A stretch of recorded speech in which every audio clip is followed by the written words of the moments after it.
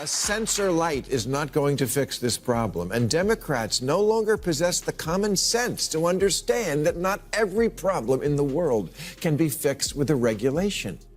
But don't tell that to the advocacy groups who also want every future car in America to only start when the driver blows into a breathalyzer.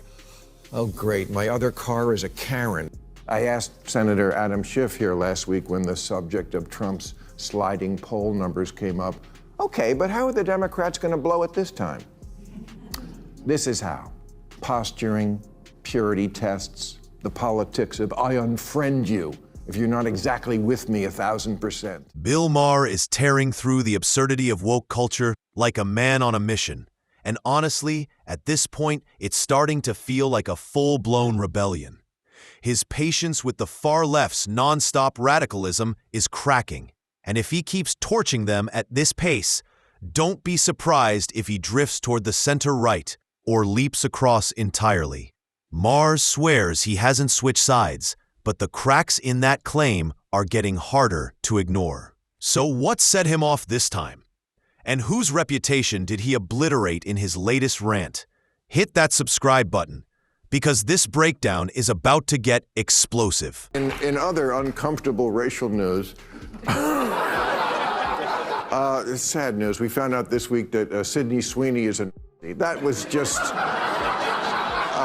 no, she's not. But you all see the ad that she's out there. This is a very important ad that we're seeing now. There she is, dressed like Jay Leno in all blue denim. And she talks about the fact that she has blue eyes, and then she says, I have great genes, you know, because she's wearing jeans. But according to the woke people, this means that she's a white supremacist. It also doesn't help that her bra size is 36 KKK. If you missed the latest culture war meltdown, buckle up, because it's one of those moments that proves the woke outrage machine has completely lost the plot. Actress Sydney Sweeney appeared in a simple American Eagle ad campaign. Harmless, right? Wrong. The professional outrage mob went nuclear, calling it a white supremacist stunt and demanding both Sweeney and American Eagle be canceled. Yes, seriously. A jeans commercial triggered a political war. Bill Maher wasn't having any of it. In classic Maher fashion, he torched the chaos, calling the outrage mob delusional and completely detached from reality. To him, it's just another sign that the far left is feeding on its own nonsense and expecting everyone else to pretend it makes sense. And that the name she gave her is the Proud Boys. But other than that, I will say this, they should have been aware when they wrote this ad that this is what some people were going to think. I don't think they did it on purpose, but I also think it's pretty funny that all the online social justice girls are like, it's racist. There's no such thing as good genes. Right, and then you go on Tinder and swipe left on every bald guy. Maher then delivers a signature takedown, sharp, fearless, and unmistakably his. He exposes the woke mob's hypocrisy with surgical precision. If they truly believed in great genes for all, they'd embrace everyone, regardless of appearance or fitness. But they never do. Instead, they move the goalposts, wage pointless battles, and stay perpetually outraged over nothing. Maher isn't just unimpressed. He sees this movement as a genuine threat. In his eyes, their mission has nothing to do with equality or justice. It's about tearing down anything beautiful, successful, or timeless, just to call the destruction progress. I mean, look at the mainstream media headlines. I'm sitting here counting. One, Washington Post, Independent, NBC News, Fox News, Salon, KTLA, Newsweek. Piece after piece after piece after piece dedicated to the supposed controversy. What is the controversy? You mean to tell me that if you put attractive women next to a product, people might want to buy it? Yeah. Like that's blowing my mind. Yeah. Marketing has used the same formula for decades. Put an attractive woman next to a product, add a clever tagline, and watch sales skyrocket. It's one of the oldest tricks in the book, and it works. But in today's hypersensitive climate, even this basic strategy becomes a crime. The woke outrage mob acted like American Eagle had reinvented oppression. when in reality, it was the same harmless marketing tactic that's been around since advertising's golden age. Their shock wasn't sincere. It was performative outrage looking for a target. New York is New York. It's definitely it's the media capital, the financial capital. It is a bellwether like no other city is in this country. So don't tell me that who the mayor of New York is doesn't matter. Let me play devil's advocate for a second. Do you think, let's say, on the seize the means of production, do you think that the mayor, that one person, if he is a democratic socialist, do you think that he would have the power and influence to be able to, like, usher in socialism? He definitely has the power and influence to elect J.D. Vance or whoever is the Republican candidate next time. After Maher finished dismantling the mob over their attacks on Sidney Sweeney, he pointed his flamethrower at the Democrats, and the result was carnage. He warned that if the party nominates Zohran Mamdani in 2028, they might as well hand the White House keys to J.D. Vance. Mamdani, a proud democratic socialist, openly pushes for defunding the police, abolishing ICE, and heavily taxing the wealthy. Maher argues that while these ideas may sound noble on paper, they're wildly out of touch with mainstream America. Voters don't want utopian fantasies. They want policies that actually work. Maher's message is blunt. If Democrats continue worshiping ideological purity, they will keep losing to Republicans who understand real people.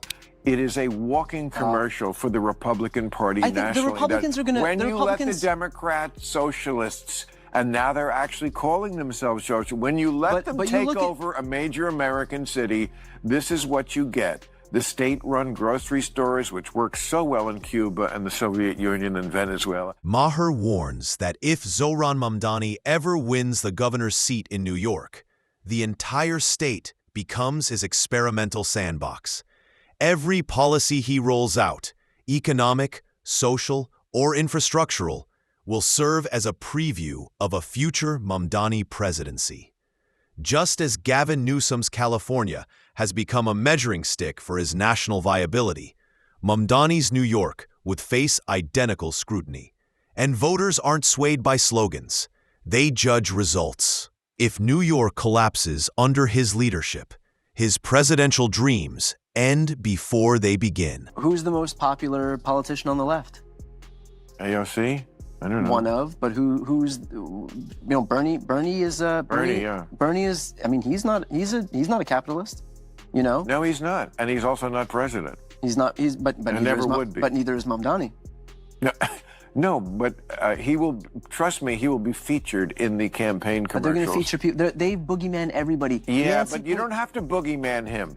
He does it to himself. But they'll do it regardless. Nancy Pelosi, Hillary Clinton, Gavin Newsom. Yeah, but they make anybody into boogeyman. It has. I think it was just have more weight when it's real. Maher makes another cutting point. Calling someone a boogeyman only works when there's real evidence behind it. With Nancy Pelosi, the insider trading scandals speak for themselves. And Gavin Newsom's catastrophic handling of California, crime, homelessness, mass business departures, is a national warning. So when Maher warns that someone like Mamdani could drag America from capitalism into full-blown socialism, he's not fear-mongering. He's connecting the dots. History is full of socialist experiments, like Venezuela and Cuba, that ended in economic disaster. This isn't paranoia. It's pattern recognition. I know you've all been told that you can have it all, and you're a queen and a lady boss, and that. But maybe your judgy is no prize either. And if you jilt a guy for not thinking enough about Black Lives Matter, just tell me this. What have you actually done that made any more of a difference in any black life than what your inadequate ex-fiancé did? I asked Senator Adam Schiff here last week when the subject of Trump's sliding poll numbers came up. Okay, but how are the Democrats going to blow it this time? This is how. Posturing, purity tests, the politics of I unfriend you if you're not exactly with me 1,000%. Maher then zeroes in on a new trend within the woke left, refusing to date men who don't share their exact political beliefs. It doesn't matter if the guy is handsome, stable, kind, or successful. One wrong political opinion, and he's instantly disqualified. Maher calls this obsession with ideological purity not only delusional, but politically destructive. He believes this mindset helped Democrats lose in 2024 and will hurt them again in 2028.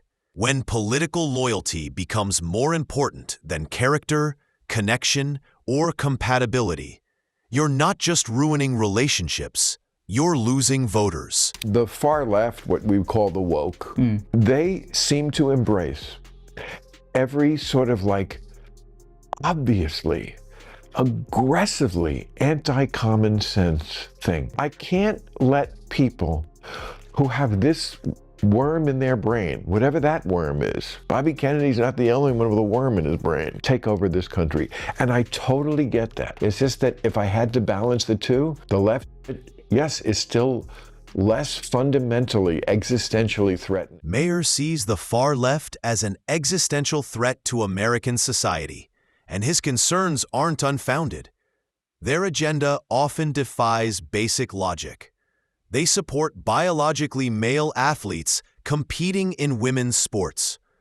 They endorse irreversible gender procedures for minors. They push hiring based on identity instead of merit. To Maher and millions of others, this isn't progress. It's ideological extremism masquerading as virtue.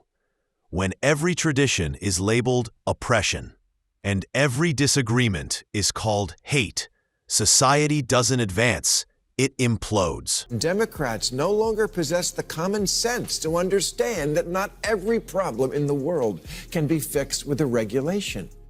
But don't tell that to the advocacy groups who also want every future car in America to only start when the driver blows into a breathalyzer. Oh, great, my other car is a Karen. Democrats have drowned the country in so much bureaucracy that even simple tasks take forever.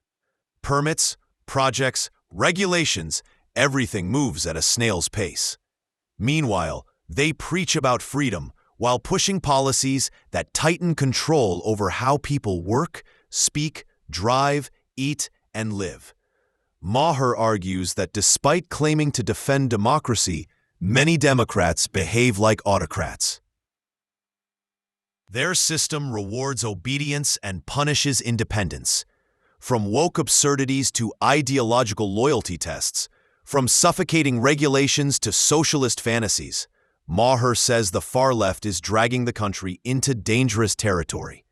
If Democrats don't correct course soon, they won't just lose elections, they'll lose the very people they claim to represent. Maher isn't switching sides. Reality is pushing him there. And with that, we wrap up today's video. If you enjoyed this fiery breakdown, hit the like button and subscribe for more. Thanks for watching, and I'll see you in the next one.